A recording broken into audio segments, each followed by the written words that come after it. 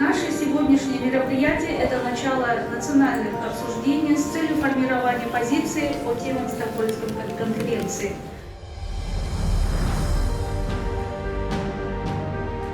Кыргызстан инициировал резолюцию Генеральной Ассамблеи ООН «Природа не знает границ». Трансграничное сотрудничество – ключевой фактор в сохранении и устойчивом использовании биоразнообразия.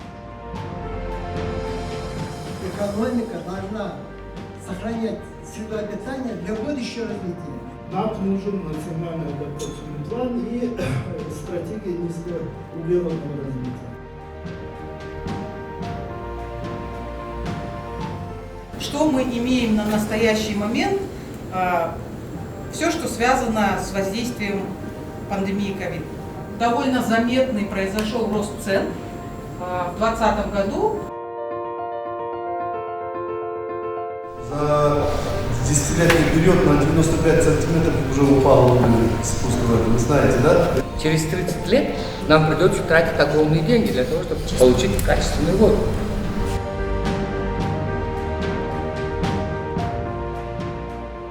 Можно же выращивать очень, скажем, простые растения, да, конкретно для животных. И вот, например, можно такие разные способы, да, применять. Где что? Единственное, нужно будет понимать, что будет расти хорошо в Баткене, что будет расти хорошо в Чорнолае и так далее и тому подобное. Да?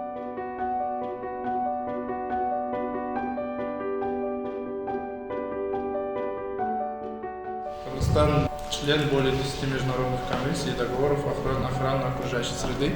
Мы должны это исполнять. Это в наших интересах. Экология – это сейчас проблема номер один.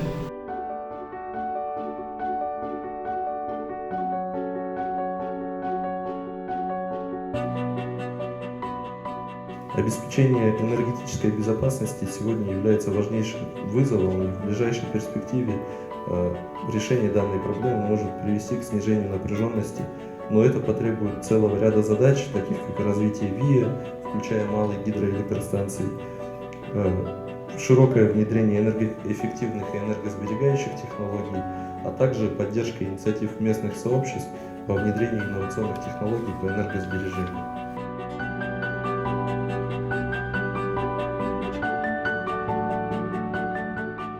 Если мы будем воспринимать человека как венец всей биосистемы, которая начинается с микроорганизмов, тогда мы можем как-то рассуждать о том, как влиять на климат, и чтобы мы пришли к каким-то большим успехам.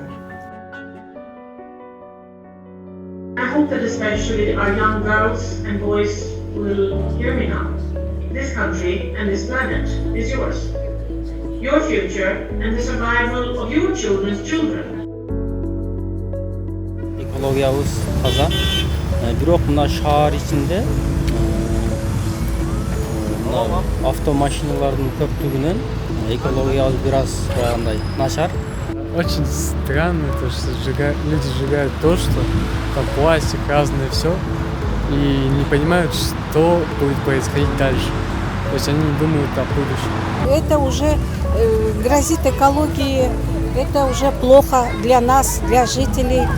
Во время COVID мы видели, что были различные инициативы, где молодежь помогала врачам, не только молодежь, все население справлялось с пандемией, поэтому мне кажется, что таких эффективных результатов со стороны гражданского общества очень много, что требует поддержки от государственных органов. Мы должны помогать естественным экосистемам справляться вот с теми вызовами, которые мы сами, собственно, и создали. И помогать мы можем через то, чтобы сокращать выбросы углекислого газа. Да. У нас вот среди людей очень много сейчас заболеваний органов дыхания. Легкие страдают от загазованности. В Кыргызстане леса, по последним данным, поглощают около 40% СО2. Мы решили активно высаживать лесные экосистемы в горах, чтобы они, в свою очередь, поглотили СО2, углеводороды, сохранили наши ледники от интенсивного таяния. Недавно у нас в Аше, в Джалабаде у нас селевые потоки идет. Это и говорит, что потепление глобально идет. Мы уже первое поколение, которое почувствует изменение климата на себе, и последнее поколение, которое может что-то с этим сделать.